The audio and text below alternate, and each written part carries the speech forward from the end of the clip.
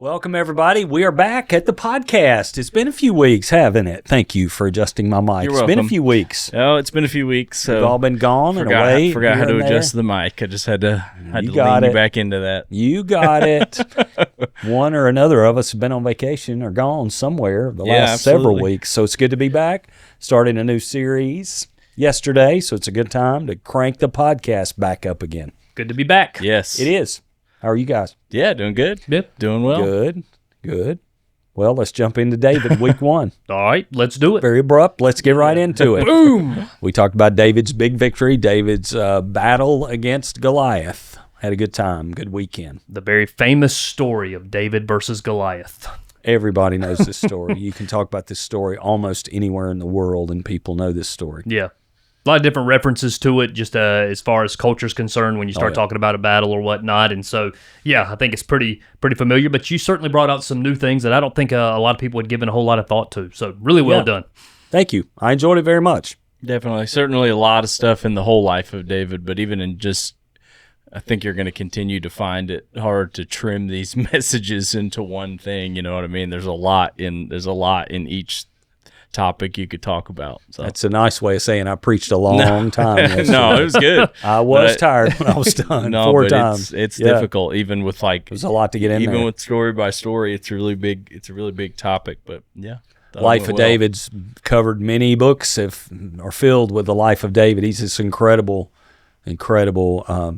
He's a type of the Messiah in the Old Testament, a symbol of the Messiah. Of course, we know David was a direct ancestor biologically to Jesus Christ. You know, Jesus is the son of David, and it's the Davidic covenant, you know, that promised with David, I'll establish your throne forever, and that's was fulfilled in Jesus Christ, you know. So we talked yesterday about becoming a giant killer, and I really have been feeling this so strongly that I don't want us to become a church about our church, and I've always felt that way, but it's so easy to drift into just church growth, and we're doing that. We're not drifting in, we're growing and seeing new people and seeing people get saved, and those are wonderful things and great things that are going to keep on, but I grow weary of just looking at the numbers. I want to kill some giants. Right. And we're talking about Goliath as representing spiritual giants. Ultimately, he represents the devil. This is ultimately a representation of the battle between Jesus and the devil. But Goliath also represents, to me, the spiritual giants in our land, you know. And we've had some tough times in our community. You know, we've had 2 deaths of young people in a park here. We had the death of another man in a park here in Henderson County. So those places have just been under attack, and bad things have happened there, you know, and tragic loss of life. And I think our whole community's been really, I know we've been grieving through that over the last few weeks. And I just felt really strongly to say, hey, let's stand up to these giants. Let's not bow down to them. The fact that our mission here at Upward is to build His church and to transform our community, I think everybody would say that is more than just words on a wall for us, or just something that we say from time to time. It really is, our desire to see our community transform through Jesus Christ and to see an impact made for Him. And so one way to see that impact take place is indeed to be, to follow some instruction here and to become giant killers of the things and that are out there that are used for evil purposes. Yeah, it's that's why we're here. Right. It gets really real. You know, yesterday we were here and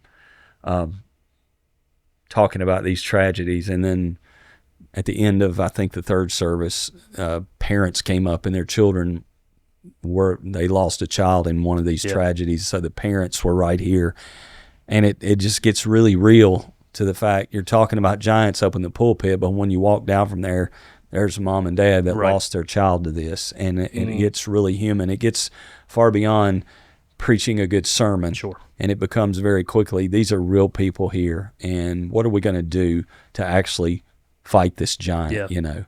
What are we going to do about teen suicide? What are we going to do about so much violence and murder? You know, what are we going to do? And we have authority in Christ to stand up to the spirits that drive these things. And that's the thing I kept trying to bring out in the messages over the weekend, was that evil that manifests on earth has its root in a spiritual being, spiritual darkness. I quote this verse all the time, that it's very real to me. We do not wrestle against flesh and blood, against principalities, powers, mights, dominions, spiritual wickedness in the heavenly places. And when you unseat those authorities of darkness, you change environments in the earth. Right. And that's kind of how I tried to picture Goliath, as being a spiritual giant that we have power to come against. I think it's really easy for us to see individuals and to see people as the enemy, or to see somebody who thinks differently, votes differently, lives a different lifestyle than I do, to see that individual as the enemy, and to feel like my giant that I need to kill, that I need to take my club against, or however it needs to be phrased, is that particular individual, or what that particular individual stands for, or anything like that.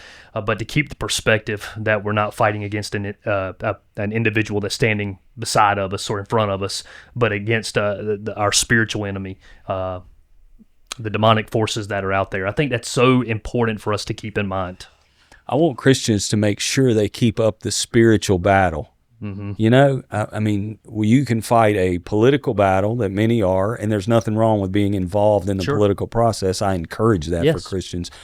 You can fight an ideological battle when you're trying to reason with people and convince people of things. You can really quickly, as we mentioned yesterday, drift into putting on Saul's armor in those realms. Yep. You know what I mean? Saul, when David stepped up and said, I'll go, Saul just said, okay, take my armor.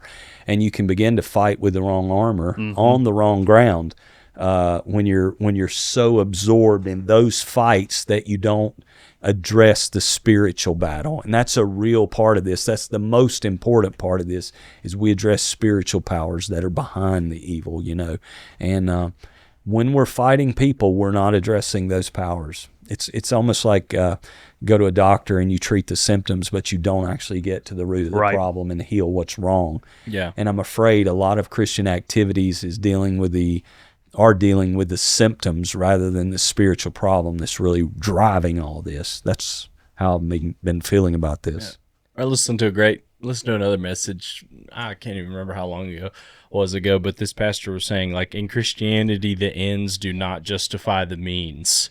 Meaning that, like, it's not, you can't just think about it in your human brain of like, well, we're going to win people this way, and whatever I need to do it, I'm going to do. Right. Like, God doesn't need you to sin to win people to the kingdom. That's, in fact, how you do something, and the heart of what you're at, the heart of what you're doing matters the most of anything. And whether you think, oh, that's less efficient, or, oh, I'm going to win less people this way, it doesn't matter, because that's not what Scripture calls us to. It doesn't. The end result of what we're fighting for does not justify, like, we're going to do anything, but nothing held off to get it. Right.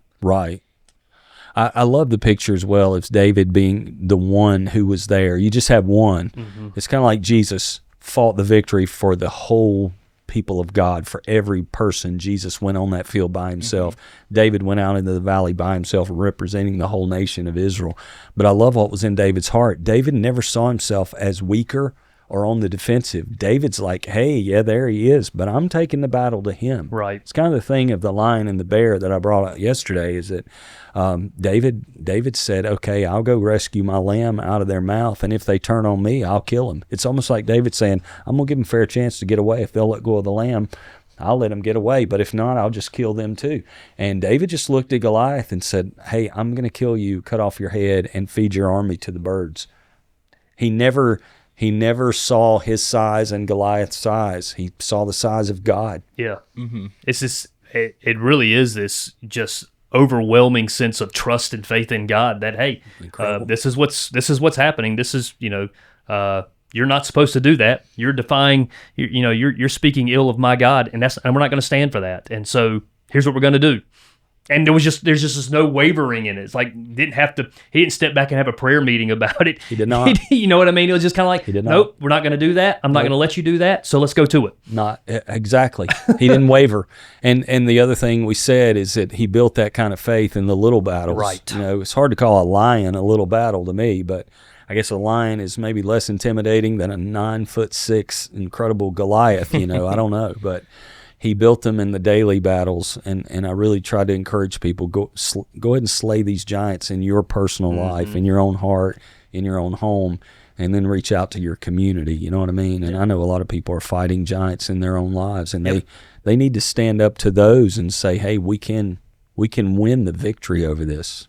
Yeah, this you put it. It's like smaller battles prepare you for the bigger ones. They really do. Like that's why David was so comfortable in the battlefield, is because he had been there before to some extent. You know, he had been through battles with lions and bears, and now this was a bigger one. But he had already been shown, like, you know, God's going to help me far past my own might. So it doesn't matter how big the enemy is. The principle is still the same, regardless of the size of the giant. Exactly. Yeah, man. He had been there before, and he conquered Goliath in the same way, probably likely using some of the same tools that he had conquered some of these other battles. Like you said, he didn't need to go put on a warrior's armor. He said, you know, I've won these battles with a shepherd's staff and a slingshot. You know, so we're going to use the same thing against a bigger foe, which is cool. It's amazing to get in your life and look back on the battles. I'm been around a while now, got a long while to go. But I've been around, and I've seen many a battle and come a long ways, and I just thank God he's been good through it all. I was riding in the car the other night, and this song came on. There's this Spanish guy, Marcos Witt, that we love a lot. We've listened to for years. He's got a song called Dios ha sido bueno, which means God's been good. Mm-hmm. And I love that song so much, and it just came up, and I was driving around, and I happened to be driving around our old church over on Washington Street, which is now the Hendersonville Theater. And I just was singing that song, God, You've Been So Good, and drove through the parking lot there. And I just remembered the battles. I remember, and it wasn't all a battle there, but there were some battles there we fought and some discouraging times there and a lot we worked through there.